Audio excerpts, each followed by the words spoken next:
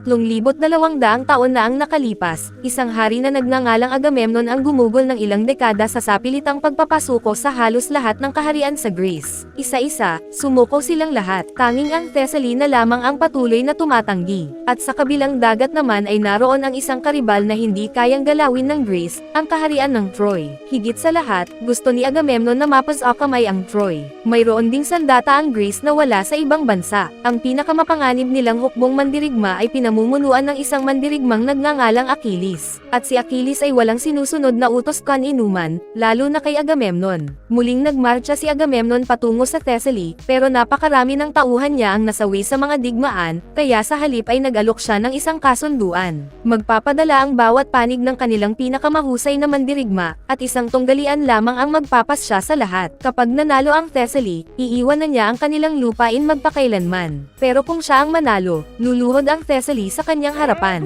Nagpadala ang Thessaly ng isang higanting lalaki na nagngangalang Boreas. Tinawag naman ni Agamemnon si Achilles, pero wala si Achilles roon. Mahimbing siyang natutulog at lasing pa mula sa ininom, habang may dalawang babae sa tabi niya. Sinasabi ng mga tao na ang kanyang ina ay isang diyosa at hindi siya maaaring patayin. Pero kailanman ay hindi naniwala si Achilles sa mga kwentong iyon. Para sa kanya, isa lamang siyang ordinaryong tao, at ang isang tao ay kailangan pa rin ng kalasag. Sa huli, dumating din siya. Mag-isa siyang naglakad papunta sa larangan ng laban, at tumagal lamang ng halos 3 segundo ang labanan. Isang hampas lang, at patay na ang higanti. Ganun lamang kabilis, napasa ilalim na kay Agamemnon ang buong Greece. Is there no one else?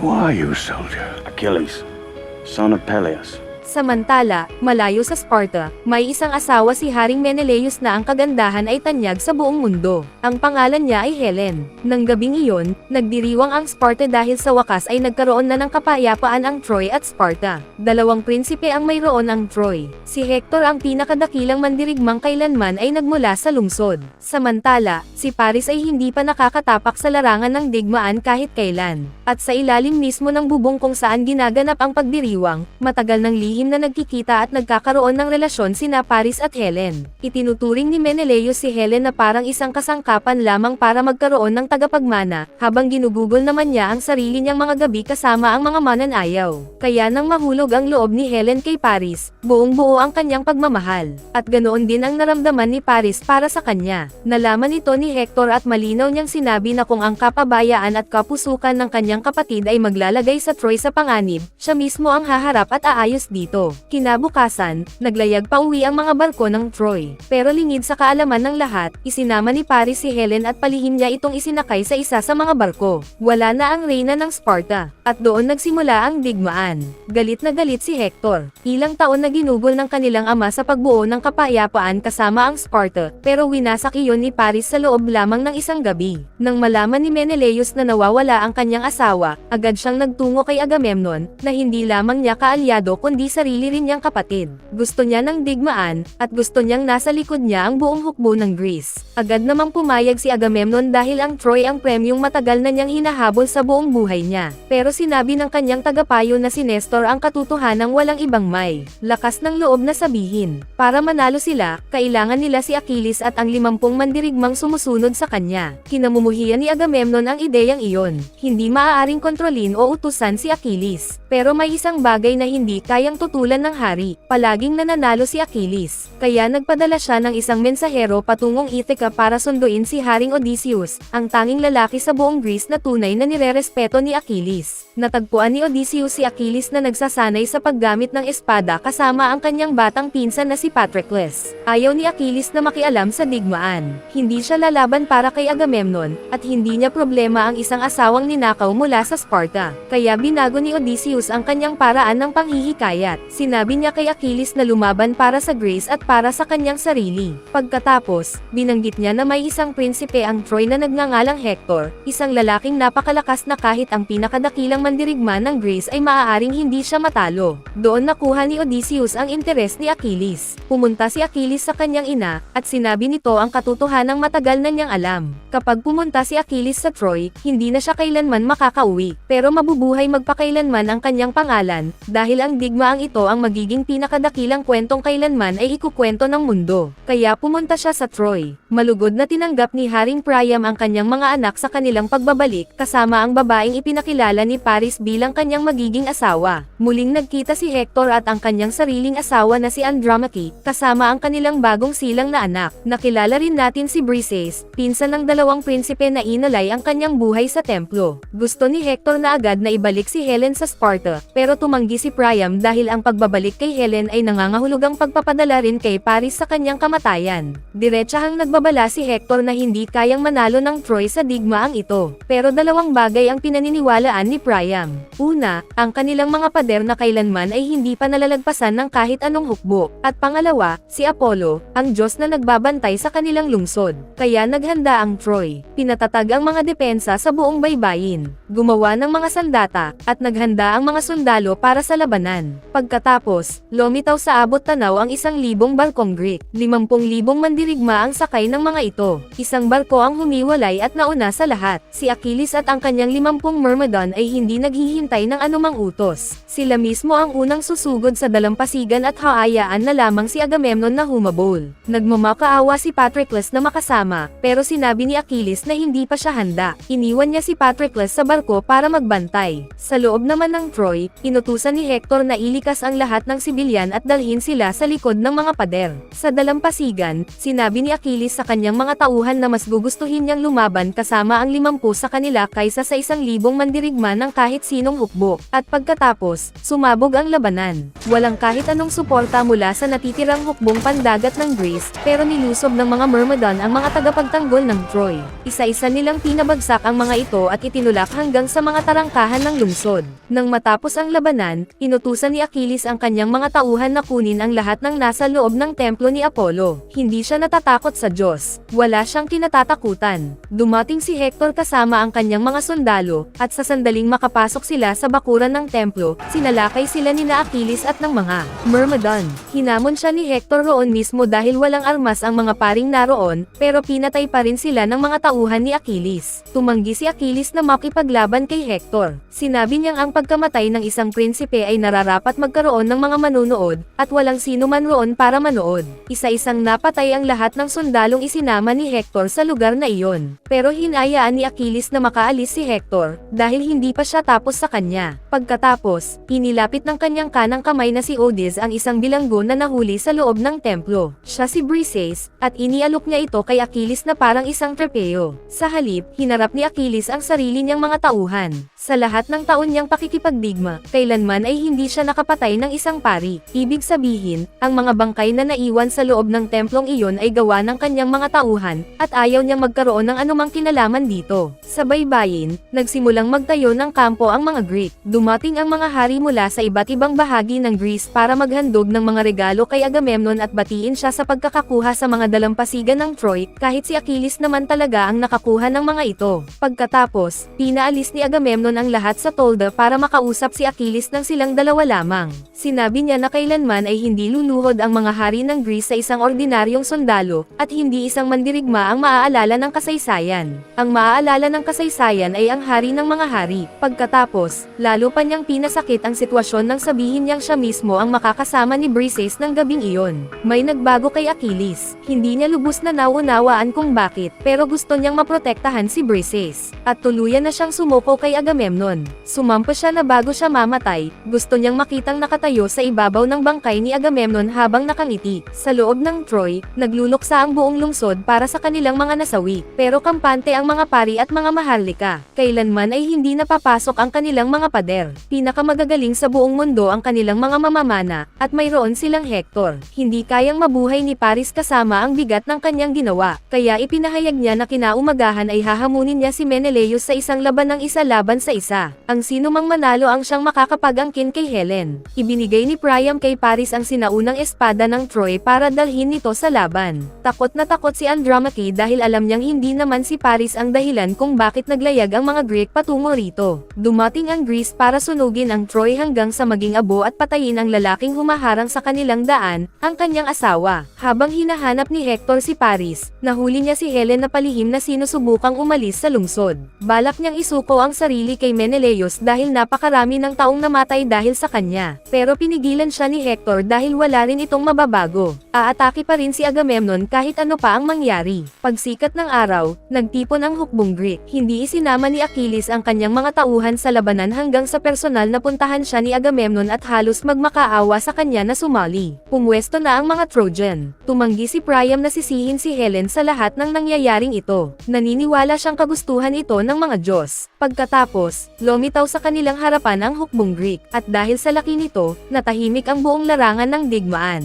Nagkita sa gitna ang mga pinuno ng dalawang panig. Gusto ni Agamemnon na ibalik si Helen at mapasuko ang Troy. Tumanggi si Hector dahil walang sino mang anak ng Troy ang kailanman luluhod sa isang banyagang hari, kaya nag-alok si Paris ng isang kasunduan. Makikipaglaban siya kay Menelaos para kay Helen. At anuman ang maging resulta, matatapos na roon ang digmaan. Ayaw ni Agamemnon ng kapayapaan. Gusto niya ang buong lungsod, pero gusto naman ni Menelaos ng dugo, at napagtanto ni Agamemnon na kung mamatay si Paris, maaari pa ring umatake ang mga Greek. Nagsimula ang tunggalian, at naging marahas agad ang laban. Kailanman ay hindi pa nakipaglaban si Paris sa isang tunay na digmaan at wala pa siyang napapatay na tao. Kitang-kita iyon sa bawat pagindayog ng kanyang espada. Labis siyang natalo, at sa huli, gumapang siya pabalik sa kanyang kapatid at kumapit sa binti nito. Napilitan si Hector na mamili sa pagitan ng kanyang kapatid at ng kanilang kasunduan, kaya siya mismo ang pumatay kay Menelaos. Ginamit iyon ni Agamemnon bilang dahilan para umatake. Sumugod ang mga Greek, pero nanatiling nakapwesto ang mga Trojan malapit sa kanilang mga pader,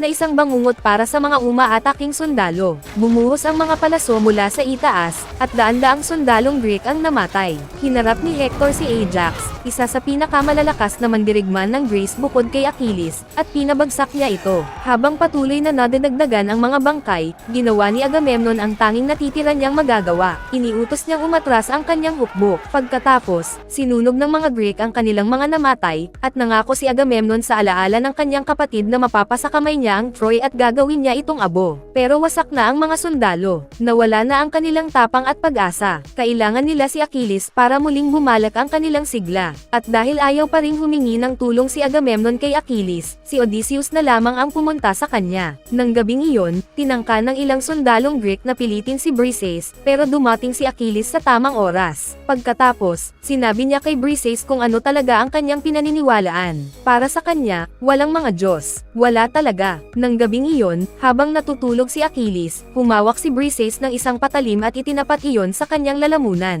Hindi siya pinigilan ni Achilles. Sinabi niyang darating ang araw na mamamatay rin silang lahat, pero hindi niya kayang gawin iyon. At sa gitna ng lahat ng galit na iyon, hindi nila namalayang unti-unti na pala silang nahuhulog sa isa't isa. Kinabukasan, muli siyang nakiusap kay Achilles dahil talagang kailangan siya ng buong hukbo. Tumanggi si Achilles. Uuwi na siya. Sa loob ng Troy, pinipilit ng mga pari at mga maharlika si Priam na umatake, dahil naniniwala silang bumagsak na ang moral ng mga Greek. Sinubukan ni Hector na pigilan siya. Nagbabala siyang hindi pa man lang nakikilahok sa labanan sina Achilles at ang mga Myrmidon. Pero nagtitiwala si Priam sa kanyang mga pari, na buong tapang na nagsasabing mananalo ang Troy. Bago sumikat ang araw, nagising si Achilles dahil sa isang pamilyar na tunog. Umaatake ang Troy sa gitna ng gabi. Nagmamadaling bumuo ng hanay ang mga Greek, pero nasa kalamangan na ang mga Trojan.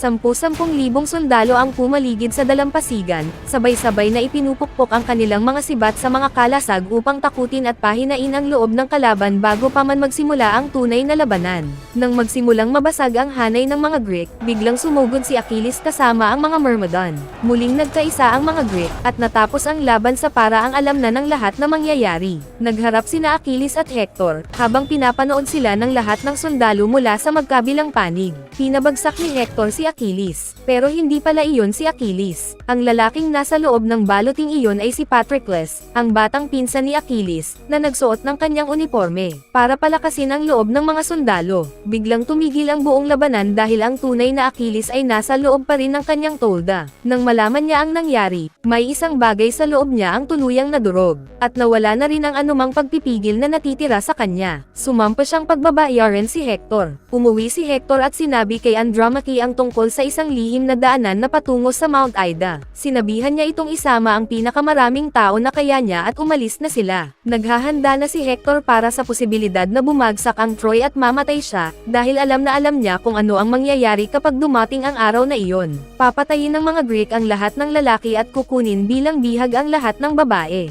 Samantala, sa loob ng palasyo, hindi pa rin makayanan ni Paris ang kahihiyang dulot ng kanyang laban. Kaya nagsimula siyang magsanay gamit ang isang pana. Kinabukasan, mag-isang naglakad si Achilles patungo sa Troy. Sinubukan siyang pigilan ni Briseis, pero hindi na siya nakikinig. Dumiretso siya sa mga pader ng lungsod at tinawag si Hector.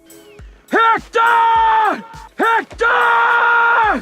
Bago siya lumaban, nagpaalam muna si Hector sa kanyang pamilya. Nagpaalam siya kay Paris, hinalikan ang kanyang asawa at ang kanilang anak sa huling pagkakataon. Sa larangan ng digmaan, nagmungkahi si Hector ng isang kasunduan. Ang sinumang manalo ay dapat bigyan ng maayos na libing ang matatalo. Pero hindi pumunta roon si Achilles para makipagkasundo. Pumunta siya roon para patayin si Hector. At dumating na ang laban na matagal nang hinihintay ng buong mundo. Ang dalawang pinakamagagaling na mandirigmang nabubuhay ay harap. Sa simula, pantay ang kanilang laban. Pero unti-unting na-control ni Achilles ang sitwasyon, hanggang sa tuluyang bumagsak si Hector.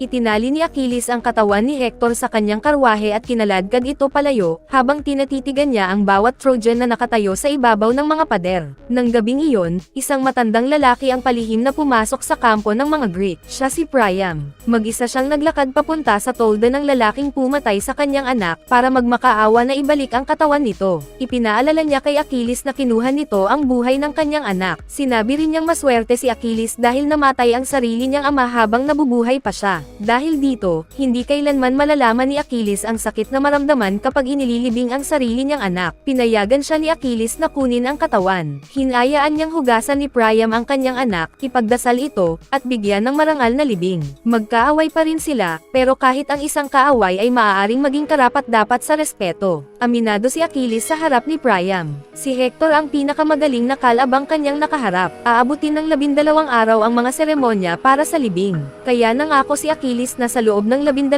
araw, hindi aatake ang Greece. Pinalaya rin niya si Briseis at pinauwi kasama ang matandang hari. Bago ito umalis, binigyan niya si Briseis ng isang kwintas. Sinabi rin ni Achilles kay Priam na mas karapat-dapat itong maging hari kaysa sa hari ng Greece. Isinagawa ang libing ni Hector, at nagluksa ang buong lungsod. Samantala, sa dalampasigan, pinanood ni Odysseus ang isang sundalong gumagawa ng maliit na larwang kahoy na hugis kabayo. At doon nagsimulang mabuo sa isip ni Odysseus ang isang ideya. Nahanap ni Achilles si Odysseus at humingi ng tawad sa pananakit sa kanya. Sinabi niya rito na umuwi na kasama ang mga Myrmidon dahil tapos na ang kanilang digmaan. Pero mananatili si Achilles dahil hindi pa tapos ang kanyang sariling laban. Makalipas ang 12 araw, nagising ang mga Trojan at nakita nilang walang laman ang dalampasigan. Wala na ang lahat ng barko at wala na rin ang mga sundalo. Ang tanging naiwan ay isang napakalaking kabayong gawa sa kahoy. Ayon sa kwentong kumakalat, ginawa raw ito ng mga Greek bilang handog kay Poseidon, upang humingi ng ligtas na paglalakbay pauwi. Pagkatapos, iniwan nila ito bilang regalo para sa Troy.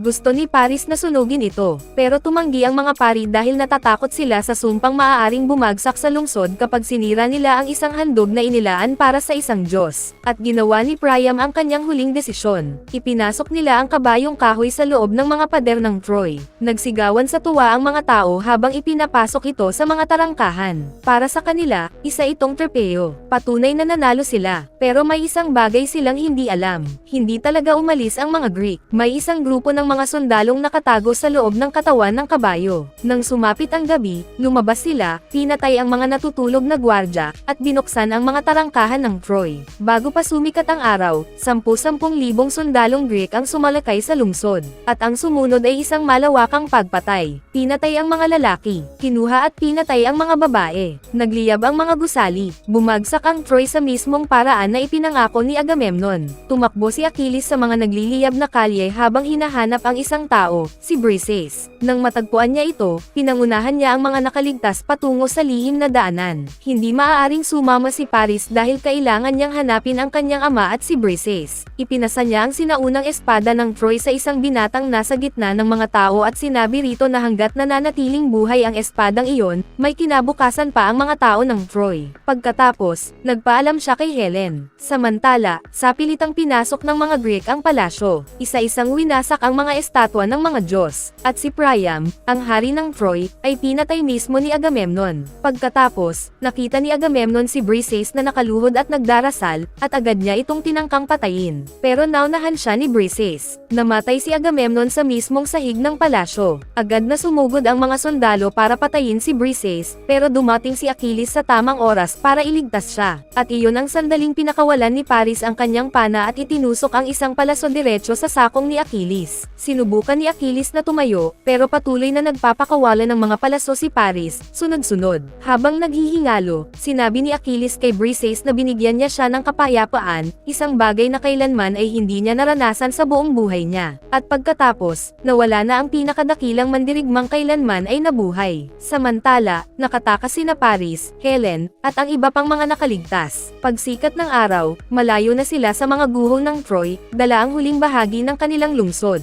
At sa lupaing kanyang nasakop, nagtipon si Odysseus kasama ang mga sundalong Greek sa paligid ng katawan ni Achilles at nagbigay ng kanilang huling pagsaludo. Kaya ang aral ng kwentong ito, huwag kailanman magsimula ng isang pandaigdigang digmaan dahil hindi kayang ayusin ng iyong kapatid ang problema sa relasyon niya. Mas mura pang magbayad para sa couples therapy kaysa magpadala ng 1,000 barko. At bago tayo magtapos ay isa-shoutout muna natin si Dark Nero, na Try Arellano, JM, Mark Lawrence, J. Mar Bayton Pogi, Jan Oscar Paguagan, Liam Somar, Franz Luther, Almar Ordineza from Carcedang Bago 2 Imus Cavite, J. Arco Narco from Camarin Caloocan, Margarito Camapaan Jr. from Jose Abad Santos Davao Occidental, Rex Permangila from Pampanga Santa Rita Dila Dila, Rosalie Ramos from Valenzuela, Wilson De Guzman from Oriental Mindoro, at Cian Ignacio and Felipe Neri Ignacio from Santa Cruz Makati City.